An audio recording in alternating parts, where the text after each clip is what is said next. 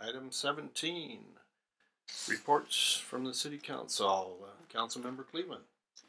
Yes, this last few weeks, the Housing Authority, Regional Housing Authority, had a meeting, a goal-setting meeting, checking up on the previous goals and stuff from the past, the vision, the mission statements, and what was going to be going into the future.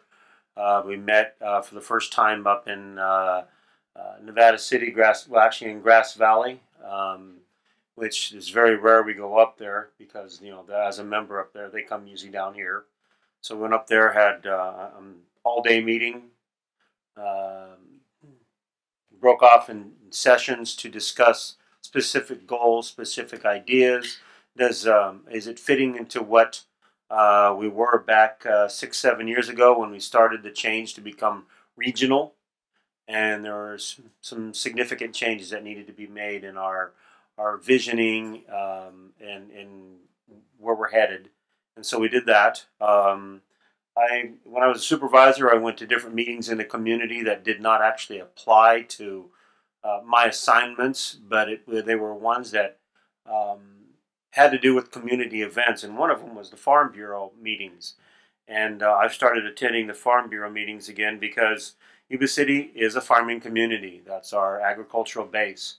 And as we try to say that we are the agricultural hub of Sutter County, I'm going to try to continue to plug in there and keep the council apprised sometimes of what issues come up. I'll get their agendas and discuss it with the mayor and see what can be given to the other members on discussion. So I'll be doing that. Attended one, and the buffer zones between Sutter County and Yuba City. It was all talking about Yuba County, but those are some of the things that were discussed, was buffer zones between urban and agricultural developments. So that was the primary that they had there. Then, of course, sometimes they have issues that actually deal with water issues that Sutter County may need to, Yuba City may need to discuss also. They talk about farm to fork issues, which means you grow it in our local farmers to bring it to the restaurants. Well, where are all the restaurants? In Yuba City. So some of those developments and discussions need to come to at least in public and loose council meetings and discussions.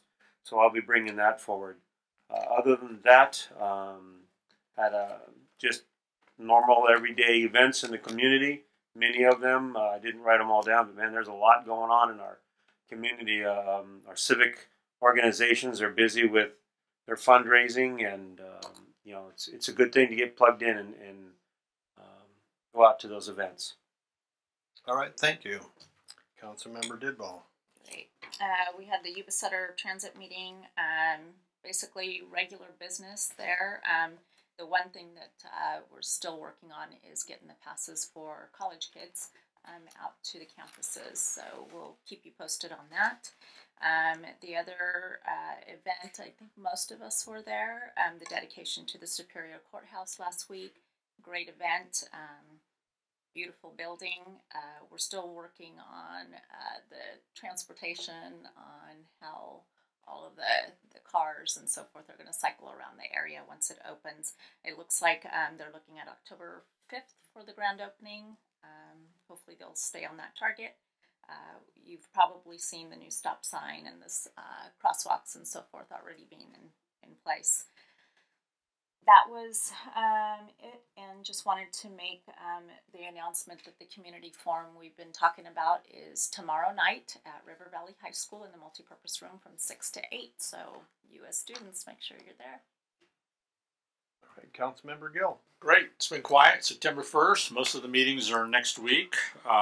So not a whole heck of a lot going on. Did visit with my community, Sutter Butte's Flood Control Agency. And so the levee project is moving along pretty well. I did receive a letter today from our ag consultants, and he wrote a 3-page letter. When you get a letter from him, it's really serious about agriculture. And one of the things that he talks about very seriously, which he's addressing to all the farmers, is that El Nino is real and it's coming.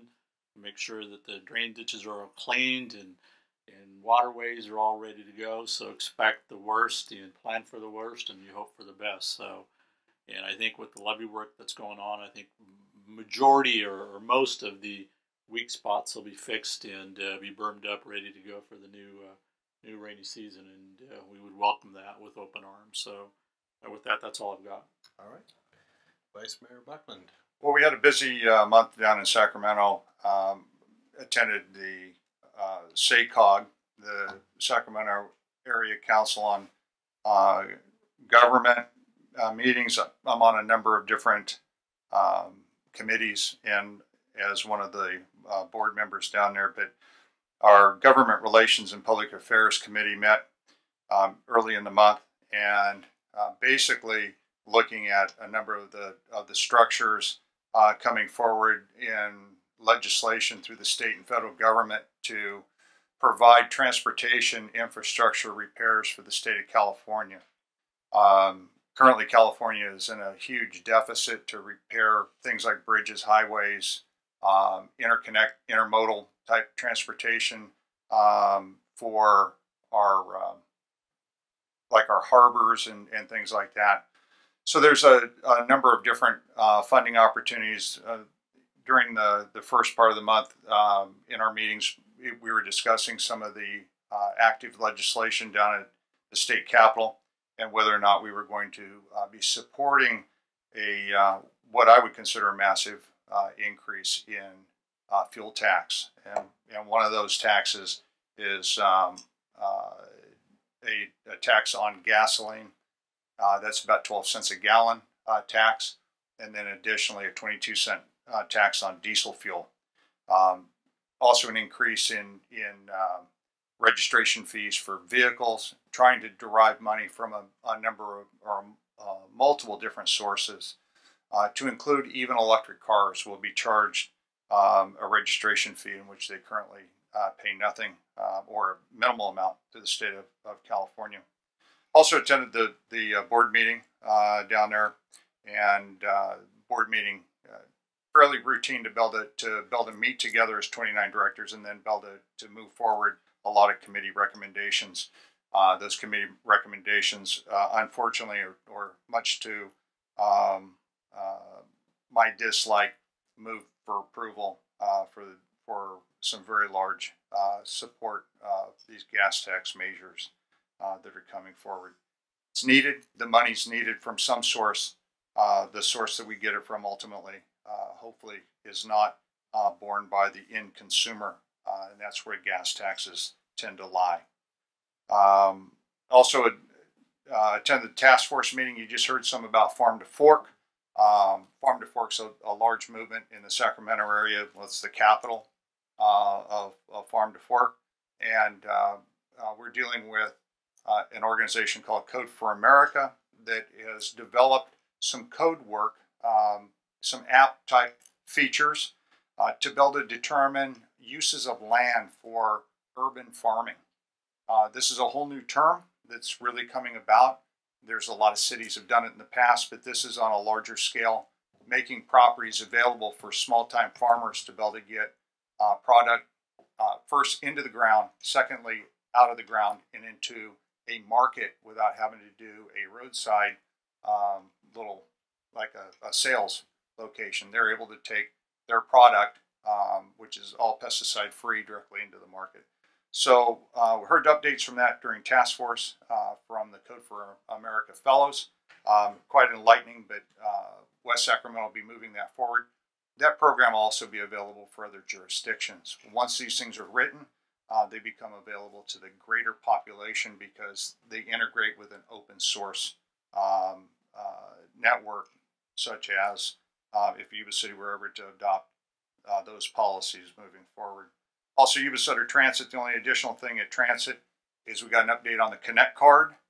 This is moving to a cashless system in which individuals will buy the Connect card, be able to put funds on it, re-up the funds from their computer, different point-of-sale locations, banks, whatever, and be able to travel around on our regional buses, to include trips to Sacramento should individuals find employment or need to ride the bus into the downtown. they can do that. The only other thing that I would say is we move forward down at SACOG. One other project, we ranked Yuba City 13th in a funding source for alternate transportation projects. Simply said, bicycle lanes, and we're moving Yuba City or we ranked Yuba City as number 13 on a project that would get Yuba City about $367,000 for improvement to bicycle lane project alongside Franklin Ave. All right. Well, thank you. All right. Met with Congressman Garamendi and his staff a couple weeks ago to discuss the Sutter Buttes Flood Control Agency, the Farm Bureau, and education. And we met with the president of Yuba College, Java Harrypour. I just had to say that. I'd love to say his name, but anyhow, spell it. But we were able to sit down and discuss some of the issues, such as waters of the U.S. What does that mean? Does it mean a puddle in your driveway, or does it mean a ditch alongside your property, or is it a creek, a stream? It's been a big issue because it means more regulation if they start regulating down to that puddle in your driveway. And so met with him to discuss that. The Farm Bureau was also there at that meeting, discussing the Endangered Species Act and some of the impacts that has on our community. The yellow-billed cuckoo, which finds its habitat in the Sutter Bypass. Whatever. Anyhow. So in discussing that with the congressman and letting him know the concerns that we have here, and that the habitat problem is not here, but it's down in Central and South America where the bird flies to in the winter, and they're cutting down all the forest there, and that's why the problem is it's not about our habitat here, but we're putting more restrictions on our habitats here.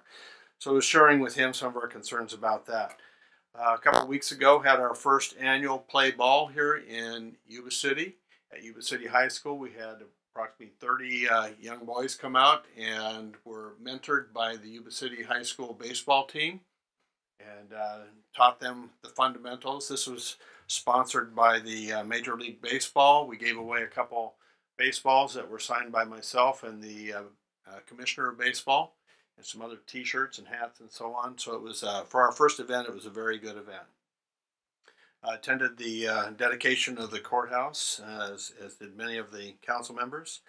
And then after that, went over to Marysville to the Salvation Army Depot and helped hand out pizza from that Little Caesars brings in a semi once a year, and they hand out pizza to the homeless. And so I helped participate in that.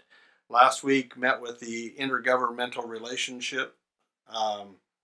This is the relationship between the county supervisors and the city council and our leadership, and we discussed issues that are pertinent to both of us. And then we made a field trip down to the river bottoms. We've talked about homelessness and the issues and problems that's creating in our community. So we took a field trip down there, and it was pretty amazing to see how some of these people live down there. It just it's mind-boggling that there's approximately 300 people or more that are living in shacks and shanties and tents and lean-tos and everything else down there along the river bottoms. And as I see it, the river is really one of our assets to the community. And so how do we improve that and make it so that it's a valuable asset to our community and not just a place for people to hang out and live down there? Also attended the Greater Sacramento board meeting last week, and we had 24 members of the private sector and 19 members of the public sector there in a board meeting. So getting 43 people together in one board meeting is rather interesting, but it is to discuss how do we economically grow this region. And so many of the times that when businesses are coming to locate in any city, you have an economic development group that is trying to bring those businesses to a city, and everybody talks about quality of life. Well, everybody says that they have the best quality of life, so it's something that's very hard to determine. And the tack that Greater Sacramento is doing is they said to, quite honestly, if I go back to Chicago and I talked about a business back there that wants to come here and locate in the Sacramento region, somebody's going to nudge them and say, hey, they've got the highest taxation in California and the highest regulation in the country. Why in the world would you want to do business in the state of California? Well, here's why. Because in the state of California, compared to New York, a business will make 220% more profit in California than they will in New York. In Texas, where everybody talks about all the businesses moving to Texas, you will make 28% more profit in the state of California than you will in the state of Texas. And so we're competing with businesses to show them that why it makes sense to do business in California, because those regulations and different things make it stable for businesses to understand how to do business in an environment, and that they actually can make more money. So it was really refreshing to see that presentation, and that's the message that's going to be going out across the country is if you want to make more money, move your business to California. And then finally, last Friday evening, had the family swim, and this was for the employees of City of Yuba City at the Gap, and it was a good turnout this year.